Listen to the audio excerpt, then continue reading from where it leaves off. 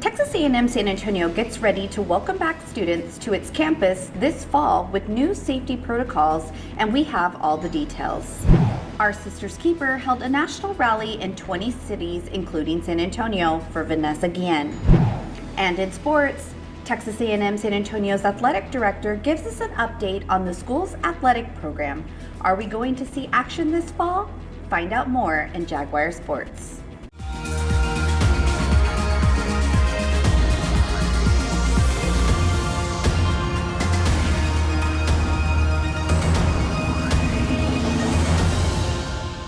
Hello and welcome. I'm your host, Amanda Barela, bringing you the latest in campus news and around the city. Texas A&M University-San Antonio prepares for students to return to campus August 20th. They have put new safety protocols in place to help keep faculty and students safe this fall. Our reporter, Jessica Lann, brings us more. With Texas A&M University-San Antonio's fall semester right around the corner, students should start to familiarize themselves with the new safety campaign, Community Safety Together.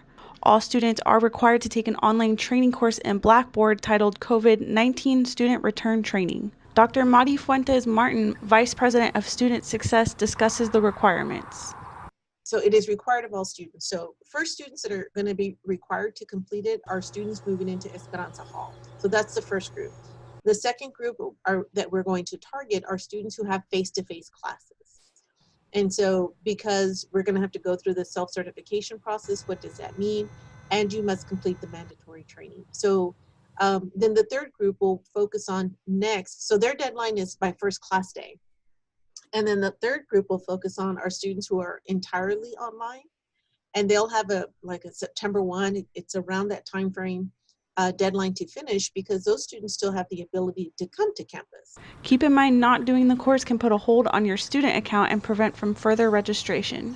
When you come to campus, you will do the temperature check and the self-certification. You'll get a wristband, which will indicate to people in the class and to the instructor and to the departments that you may need to visit that you have met the safe self-certification requirements. Mike O'Brien, Tamusa Provost, tells us how temperature checks will work. But there'll be places that people can check any time of the day because you have to sign a thing that says, yes, I checked my temperature. There will be people at the door to the buildings, the classroom buildings, thermometers. You're going to take the temperature of every student who walks through that door, every faculty member, and every staff member. Limited COVID tests are available in Modular 101B, and if you test positive for COVID-19, there is a reporting link on Jaguar and must also notify your faculty. The test kits are self-administered, but they have to be supervised by somebody to make sure that you're following the proper protocol to gather the sample. So for any students planning to come to campus this fall, come prepared and let's help keep each other safe. We want to encourage everybody to be vigilant so that we can be on campus together for these few learning opportunities and hopefully be ready for spring and being on campus together. With Enlace, this is Jessica Lann. Competitive Sports Director Trevor Brunette has recently been selected as a member of the National Intramural and Recreational Sports Association Small Program Committee, which provides resources to recreational departments nationwide. I would say that we're gonna still be trying to reach our students and still be trying to put stuff out there for y'all to stay active and to stay stay in touch. Brunette will serve as the lead chair on the virtual subcommittee, as well as creating presentations geared towards small programs. With new safety measures being put in place this fall, students staying in the dorms will be just steps away from a very interesting semester. Our reporter, Jessica Lann, brings us more. The fall 2020 semester is set to begin, and in order to ensure the safety of student residents living in Esperanza Hall, a safety plan has been set into motion. Dean of Students Joanna Benavides Frankie tells us a little more. We're implementing physical distancing guidelines and masks in the common areas and in the hall because you can't social distance. We're limiting the number of people in the elevator just like we are on campus. We've placed extra sanitizing stations, especially near every entrance. Kind of one of the cool things that Esperanza Hall has done is there are these self-cleaning stickers. And so the way these self-cleaning stickers works is as they're exposed to the light, they clean themselves.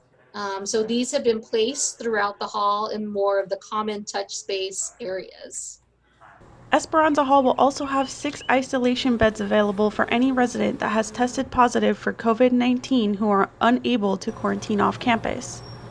Move-in days will begin mid-August, and students should stick to their assigned days to help with social distancing. In the past, the students have always gotten their date and time, and that's no different. It's just that now it's over 4 consecutive days. So that allows for the student to be able to get through the process, get their stuff in their room, and then, anyone who was helping them. We also have those big bins that we've always been able to supply the students. And then we don't move you in at the same time as your roommate.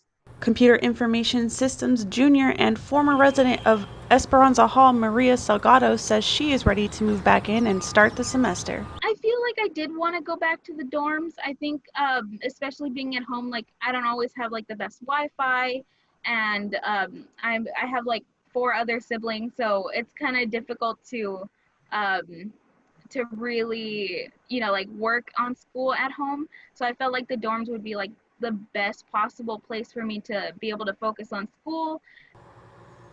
Returning students should check their emails regularly for updates during this time. Stay safe, Jaguars, and with Enlace, this is Jessica Lann. After being extended, the spring and summer commencement ceremonies have officially been canceled. Vice President of Enrollment, Brandy McLeland, is asking that the graduating students of 2020 stay tuned by checking their emails for information regarding a virtual ceremony that will take place in September.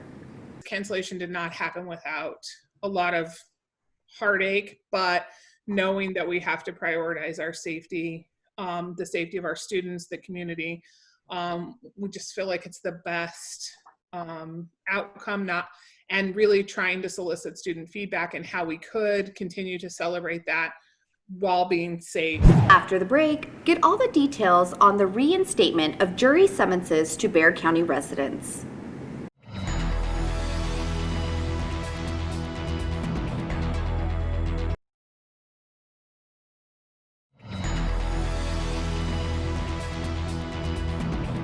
Home sales have increased during the pandemic, according to the National Association of Realtors. Armando Villarreal spoke to one local real estate and mortgage professional about the increase of the housing market. Various industries such as airlines, casinos, and hospitality have been impacted by COVID-19. However, real estate is one industry that has not been affected by the pandemic. La economía de nosotros siempre se ha mantenido en crisis a través de la nación porque somos un estado grande, donde especialmente en San Antonio tenemos bases militares, los que nos acarrean ayudan al desarrollo económico de la ciudad. According to the San Antonio Board of Realtors, 3,823 homes were sold during the month of June in San Antonio, an increase of 14% compared to June 2019. Si la tasa de interés estuviera alta, no estuviéramos optimistas de que el mercado que viene, especialmente en la temporada de verano, donde la ciudad de San Antonio es la temporada donde arrancamos más ocupados en la industria. John Hudson, head of wholesale lending at Mortgage Financial Services, says mortgage rates change every single day and that rates are record low. With all the current situation globally with the coronavirus, we're seeing rates bouncing up and down every single day, sometimes drastically, sometimes not. But if you look at it from a historical standpoint, rates are still down here when just a few years ago they were up here. Hudson says consumers should take advantage, especially since buying power is stronger now than last year when rates were higher. If you were on the fence about buying a house, take advantage of today's low rates because, and what's important to note, is that home ownership really is the key to wealth creation in this country. So one way to look at it is you're either paying your mortgage and paying it off, or you're paying your landlord's mortgage and paying them. Hudson says consumers should take advantage, especially since buying power is stronger now than last year when rates were higher. I'm Armando Villarreal, Enlace. Vanessa Guillen has inspired many veterans to come forward and tell their own story about the sexual assault and harassment they experienced in the military. Armando Villarreal spoke to a group of veterans and survivors who gathered in downtown San Antonio demanding justice. No justice, no peace. No justice, no peace. We're here at Hemisphere Park, outside of Magic Theater, where people gathered to tell their stories and demand justice for Vanessa Guillen. Veterans across the country held protests to call for change in how the armed forces handle sexual harassment cases, to bring awareness in sexual assault in the military on August 1st. So all over the United States today, there's a rally happening in regards to justice for Vanessa and so many other MST survivors. Larissa Martinez, founder of Circle of Arms, says they want to keep the momentum of the movement going, especially since Guillen's family visited President Trump on July 30th to talk about the I Am Vanessa Guillen bill. All these bills that have been, some of them since 2013, that have just been denied, and they keep reintroducing. So it's important because I just want to make sure that this is not dying down, this is not a trend, that we are serious, that we want change. Guetta Rodriguez says they are not against the military. They're against the systematic problem with accountability in the military. So none of this is anti-military. What it is we are anti-sexual harassment and sexual assault in the military. And we know that, we have to speak up. As leaders, it's our duty to speak up. It's no different than any other organization or agency. Liz Franklin, a United States retired veteran, says it's important for people to tell their own stories. The idea that we can tell our stories and share our stories starts to uncover two things: our own worth and the predators that continue to walk through us, in and around us every single day. The United States Army announced that they will have a panel of 5 civilian experts who will lead the independent review of Fort Hood. Rodriguez, one of the panelists, says she would like to see federal legislation approved to allow soldiers who are victims of sexual assault to report abuse to a third-party agency. I'm Armando Villarreal, Enlace. On July 23rd, the Bexar County Courthouse has notified residents that they will once again start receiving jury summons. They will report online by video conference. Our reporter, Jessica Lann, gives us more. On July 24th, jury summons were mailed out to San Antonio residents in response to the first ever virtual civil case in Bexar County. Out of those 200, a small group will be chosen to participate in the trial through Zoom web conferencing. Judge Mary Lou Alvarez explains the process. And once from that panel, the attorneys will select the jury. And those 6 folks, and I believe we're going to do 2 alternates, so those 8 folks will continue with the case. We're expecting a 3-day case, so Wednesday, Thursday, Friday, and they'll be listening to the evidence in the virtual courtroom. Everything will be via Zoom. But that is how this first jury Zoom trial is expected to go, with a lot of questions, a lot of room for flexibility and navigation in between. Exemptions must be cleared by a supervising judge. Judge Cynthia Chapa discusses a new exemption. We have the same exemptions. The only thing that we are including now is whether or not they have concerns with COVID, right? So they can argue that they have concerns about COVID and wanting to be rescheduled to another date. And for that, we're looking at whether or not they're in the high risk category, right? Is there a reason why they're in the high risk category to request that? Not having access to technology does not count as an exemption.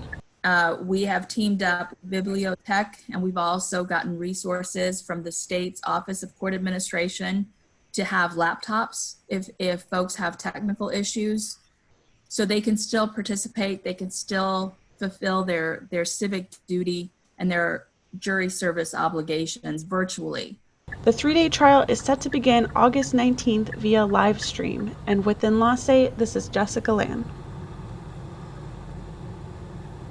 When we come back, the latest from the Spurs' return to action in the Orlando bubble in Jaguar sports.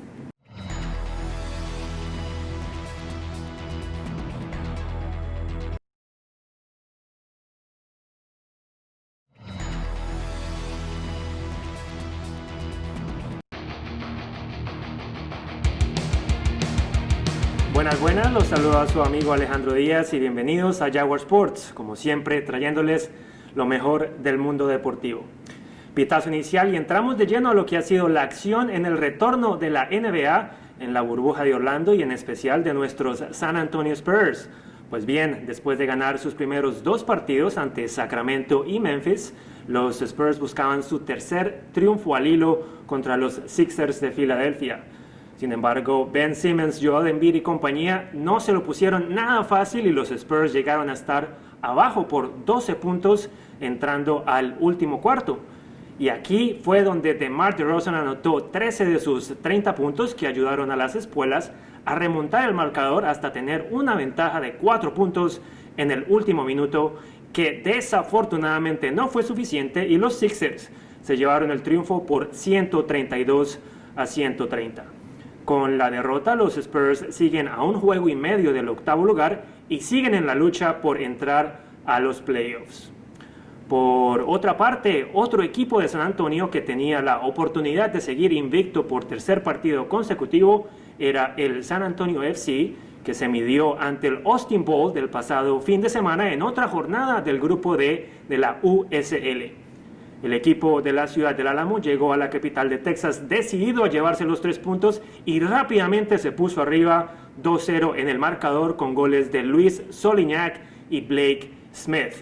Sin embargo, el equipo de Austin logró empatar el juego y cuando se pensaba que se iban a llevar la victoria, un zapatazo de Cristian Parano al minuto 74 puso arriba nuevamente en el marcador al equipo de San Antonio y ya en el minuto 84 Luis Solignac se hizo presente de nuevo en el marcador para cerrar la victoria 4-2 para la escuadra de Allen Marcina.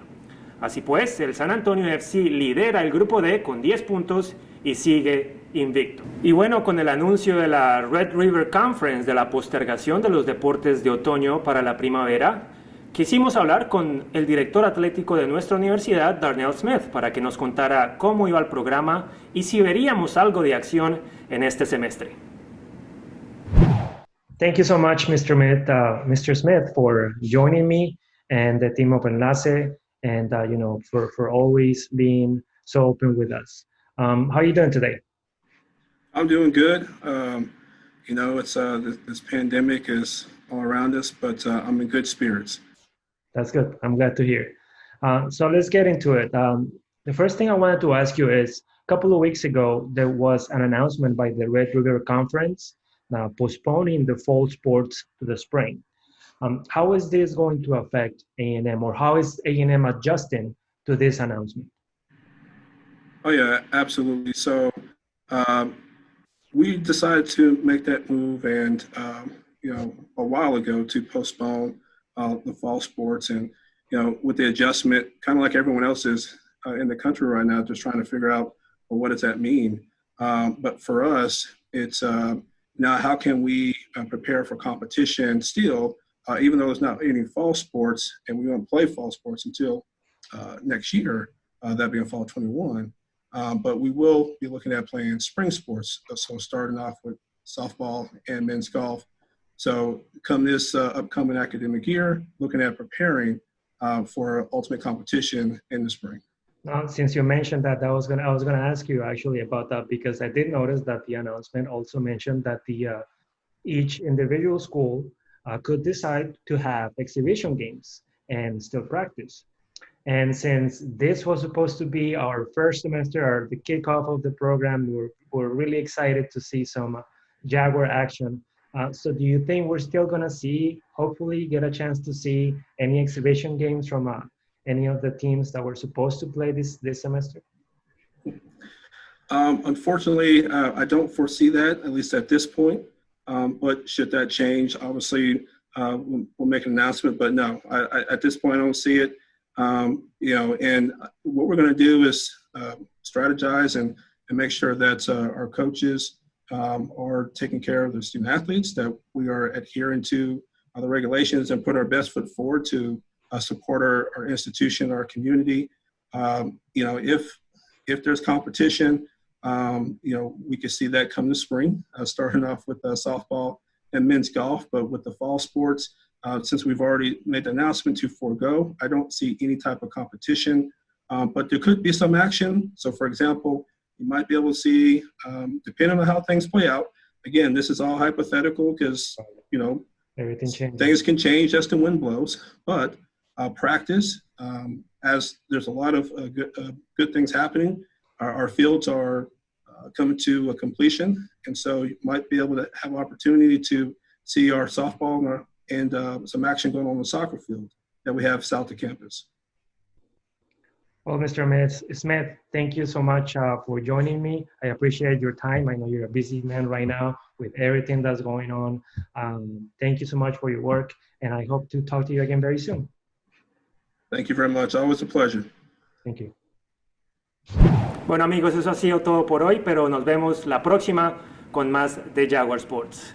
Los dejo ahora en manos de Amanda, que tiene un nuevo capítulo de Located Loco.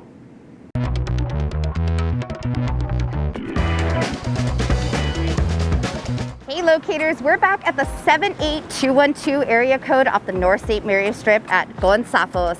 This week we're featuring birria tacos with consome, flaming hot fried pickles, and nachos locos and more. Let's take a look. Gonzafos Cocina y Cantina is located at 2710 North St. Mary Street. We spoke to one of the owners, Joe, and asked how he got involved. There's previous owners to the truck, and with the pandemic, with the shutdown of the bars, I was a full-time bartender at the time. I did, plate sales on the side, I catered on the side, things like that. But when the pandemic hit, I definitely was looking for another source of income, something to do, and I'm very passionate about cooking. So we got together with the other owners, and I invested into the truck, and now here we are. Becoming a local business owner is never easy, especially during this pandemic.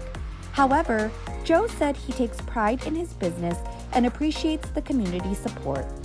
Right now, during the pandemic, the struggle is definitely real at this point. But being an owner, local minority business owner means a lot. I take a lot of pride in it. I know a lot of the other owners, we're Latino, so we definitely take a lot of pride in the food we cook, the food we serve to the community, and we actually love the support as well. So it definitely means a lot to us.